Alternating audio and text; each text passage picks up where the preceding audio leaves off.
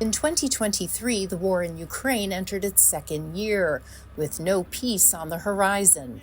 Military coups destabilized parts of Africa, and new and deadly wars arose in Sudan and the Middle East. The United Nations has had little success in stopping the bloodshed. It's particularly been challenging because the kinds of conflicts the UN has been facing over the last year have been exactly the kinds of conflicts that the UN is least well equipped to manage. They're conflicts between the big permanent members of the Security Council. And when those countries are involved, the UN has the least scope for action. That's because Britain, China, France, Russia, and the United States can use their vetoes to block sanctions and other tools the Council can use to maintain peace and security. This past year, geopolitical divisions intensified over Russia's war in Ukraine, and since October, Washington's support for Israel's war against Hamas. And the mood in the Security Council now is poisonous. The people of Gaza are looking into the abyss. Secretary General Antonio Guterres was unable to unblock the paralysis by invoking in December the rarely used Article 99 of the UN Charter to press the Council for a humanitarian ceasefire in the Israel-Hamas war. The United States vetoed his appeal, and Israel called for his resignation. The news wasn't much better for the UN's peacekeeping efforts in the field. The organization's Blue Helmets marked 75 years of peace operations this year.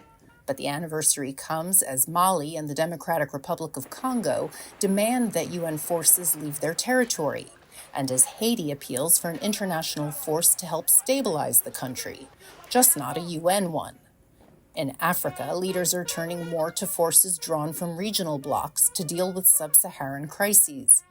This, along with peacekeeping's hefty annual budget of more than $6 billion, has prompted questions about the efficiency, value, and need for present and future missions. Moving forward, what we think we should work together with the member states on is to make sure that UN peacekeeping operations, when they are warranted, will be fit for purpose. And when it's about enforcement, not peacekeeping, then it's not for UN peacekeeping to do enforcement, it's for other form of operation.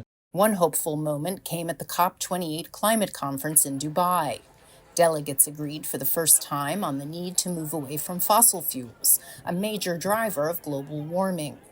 With climate change intensifying natural disasters, conflicts, and other global shocks, the UN has been called upon more to mobilize delivery of humanitarian assistance. We see both things, right? We see that even when there's diminished political space to broker political solutions to conflicts or to human crises, there's still the real potential to do important, significant work on the humanitarian scale, but it has to be funded, it has to be supported in order to get the sort of greatest impact. Over decades, many have called for reforms to the UN, including expanding Security Council representation to reflect current realities. The UN was paralyzed for long periods of the Cold War.